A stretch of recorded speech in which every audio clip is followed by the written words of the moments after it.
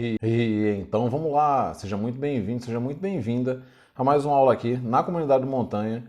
Eu sou o Coach Montanha e trago para você a nossa aula de número 18, cujo tema é Inflamação, o segredo para comermos demais? Nessa aula eu vou abordar, junto com você, as razões principais de como o processo inflamatório ele influencia diretamente tanto na obesidade quanto na nossa percepção da comida, no sabor da comida, e como isso faz com que a gente acabe exagerando, nas saídas de maneira progressiva. Então, sem demora, já vamos direto entender o que é que a gente vai ver nessa aula de hoje. Nessa aula você vai aprender junto comigo uma razão para evitar a inflamação, um estudo chocante. Eu vou trazer um estudo que mostra a razão dessa inflamação ser tão prejudicial para a nossa saúde e como isso me afeta, onde eu vou abordar como é que esse processo inflamatório afeta diretamente a sua saúde. Vou falar para você sobre o paladar infantil e então, um processo onde você pode tornar a comida saudável boa de novo. Como sempre, ao final do nosso PDF, a gente vai ter as referências que eu utilizei para montar essa aula. Então, vamos embora entender o que vem na sequência. Uma razão para evitar a inflamação. O ganho de gordura ele pode aumentar a inflamação sistêmica de baixo grau. Isso vai acabar levando a uma série de problemas de saúde. E esse é um processo que todo mundo já está cansado de saber. Na TV é falado, os médicos falam bastante disso, nutricionistas, professores de educação física, sempre vão abordar os efeitos de que a inflamação tem na nossa saúde. Só que a gente agora tem uma outra questão para entender sobre a inflamação. Além de evitar ganhar peso, a inflamação ela vai fazer com que, independente do que você está comendo, exceto junk food, pareça uma comida sem gosto. Então imagina a capacidade que o junk food tem, a partir dessa pesquisa, de influenciar no seu paladar, no seu olfato, na forma como você percebe os sabores das comidas. Então imagina que a influência da inflamação causada pelo junk food faz com que somente ele seja palatável, só ele tem um sabor mais acentuado. Então, vamos entender isso com calma, avançando um pouquinho mais aqui no nosso material. No livro The End of Overeating, do Dr. David Kessler, ele fala sobre os alimentos super palatáveis, que nada mais são do que alimentos que combinam de maneira muito engenhosa, feita pela indústria dos alimentos. O açúcar, a gordura, e o sal, justamente para que eles tenham a capacidade de influenciar no nosso sistema dopaminérgico, o sistema de recompensa e da busca, da motivação para que a gente possa estar alcançando aquilo que a gente quer, que nesse caso é uma comida muito mais saborosa. Se você isolar e for consumir só o sal, ou só a gordura, ou só o açúcar, eles acabam não sendo tão prazerosos, mas quando combinados e da forma como eles são, eles acabam criando um feedback que faz com que a gente acabe comendo mais e cada vez mais, desencadeando desejo e fazendo com que a gente queira cada vez mais aquilo que a gente já comeu. Um estudo chocante. Um estudo recente, ele mostra que o resultado final de comer muita comida saborosa, entenda-se como junk food, aumenta a gordura e também pode alterar o sabor dos alimentos. Os pesquisadores pegaram um grupo de camundongos e engordaram os camundongos. Eles deram muita comida. Uma coisa que eu aprendi desde cedo é quando você vai ver uma pesquisa que envolve animais, camundongo, ou teste com macacos, realmente fica complicado. Por quê? Porque as pessoas acabam não acreditando que isso pode ser viável, pode ser transferido para o ser humano. Calma, mais na frente eu vou explicar essa razão para você. Então, os camundongos que foram engordados tiveram suas papilas gustativas, que fazem parte da língua, da percepção do sabor, estudadas.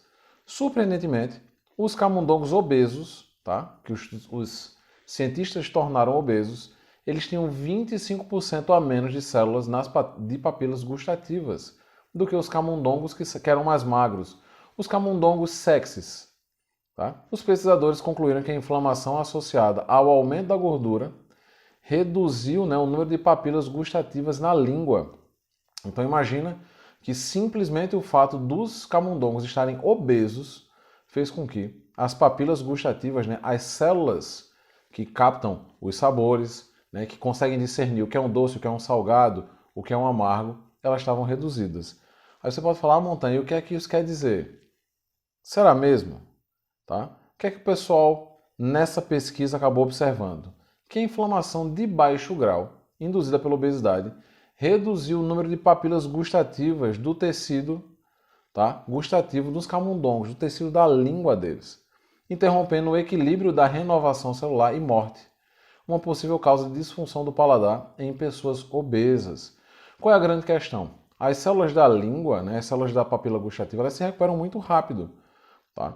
Elas acabam morrendo e regenerando numa média de apenas algumas semanas. Então imagine que em torno de 2 ou 3 semanas você renova suas células da papila gustativa. E esses camundongos, e consequentemente, né, fazendo essa transposição da informação feita pelos pesquisadores, pessoas obesas acabam tendo esse processo da regeneração atrapalhado. Então, as células que vão morrendo ao longo do tempo, elas vão permanecendo mortas. E elas vão permanecendo mortas por quê? Porque o ambiente principal onde elas estão inseridas, né, que inicia na boca o processo de digestão, ele já está prejudicado pela inflamação sistêmica que o corpo foi colocado, né, por conta da obesidade. Então, se você continuar adicionando gordura corporal, você vai regenerar cada vez menos células das papilas gustativas. E isso vai influenciar bastante, tá, na forma como a pessoa se alimenta. Porém, respondendo aquela pergunta que você pode ter feito lá atrás. Beleza, Montanha, mas isso aconteceu nos ratos. Quem garante que isso vai acontecer comigo, que sou um ser humano? Então, assim, existe uma razão muito específica para a escolha dos ratos na grande maioria das pesquisas, tá? Seja pelo tamanho dos ratos, a reprodução deles é muito rápida, tem uma média de vida estimada em 3 anos, e isso permite que várias gerações de ratos sejam estudadas para entender os efeitos genéticos, né, aqueles efeitos hereditários que são transmitidos de um rato para o outro. Além disso, segundo o Instituto de Pesquisa do Genoma Humano, os ratos são praticamente idênticos geneticamente. Então, é como se todos os ratos fossem, entre aspas, clones. O que ajuda na uniformização dos resultados dos testes e também nas características comportamentais, ou seja, até nos comportamentos, sejam alimentares, sejam sexuais, né, os comportamentos em geral, os ratos são muito parecidos com os humanos. A anatomia, fisiologia e a genética já são bem conhecidas pelos cientistas, o que torna mais fácil entender quais mudanças no comportamento dos ratos, né, acabaram sendo causados pela alteração avaliada no estudo. Então, os estudos feitos com ratos eles têm uma validade científica, sim, justamente pelo fato de ser possível transpor os dados da pesquisa feita com os ratos diretamente para pessoas, né, para os seres humanos em geral. E como isso me afeta? Converso com um cara obeso e ele muitas vezes vai dizer que não sente o gosto da comida normal, ele simplesmente come. Agora a gente tem uma noção, né, do motivo. A comida de panela, ela não tem um gosto tão bom porque ele tem agora menos papilas gustativas funcionais, menos células que são ativas nas papilas gustativas. A gente pode teorizar que isso é parte do motivo pelo qual as pessoas obesas procuram alimentos cada vez mais gordurosos e açucarados, procuram comer, né, de maneira mais frequente, em alto volume, junk food. Esses alimentos com sabor intenso têm um sabor normal para eles. Uma pessoa magra pode achar uma banana doce e uma torta enjoativa por conta da quantidade de açúcar. Já uma pessoa obesa não sentiria, né, a doçura, né, o grau de dulçor natural dessa banana, enquanto para o doce, né, enquanto para a torta, ele achar que tem um gosto normal, tá? Um gosto até comum. E isso pode ser mudado, tá?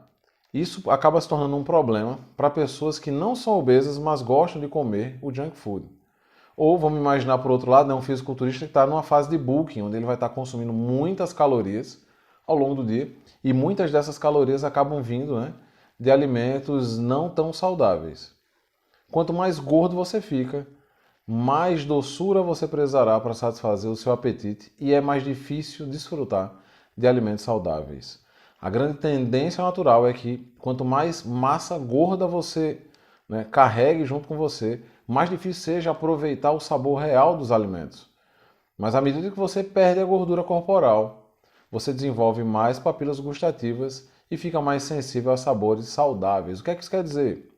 Que a partir do momento em que você entra num período onde vai estar baixando o teu peso corporal, tá? Você vai estar emagrecendo, queimando aquela gordura que está estocada, o processo inflamatório ele começa a reduzir, consequentemente, o processo da regeneração das células das papilas gustativas, eles voltam a ficar cada vez mais ativos, e retornando ao estado inicial, onde você acaba agora percebendo o sabor real das comidas. Você pode falar assim, Montanha, beleza, mas como é que isso funciona no dia a dia? Por exemplo, você deve conhecer aquela pessoa que utiliza muito açúcar na hora de tomar café. Ela pode nem ser uma pessoa obesa, ela pode ser simplesmente uma pessoa que tem um sobrepeso. Mas você já percebeu que a quantidade de açúcar que normalmente essa pessoa coloca, para ela, às vezes está até aguado, mas para você que vai tomar, parece que está com uma quantidade absurda de açúcar? Basicamente é isso que acontece com uma pessoa obesa, com a redução, né, no volume celular das papilas gustativas. Seguidores da dieta Paleo, eles relatam um efeito semelhante a isso.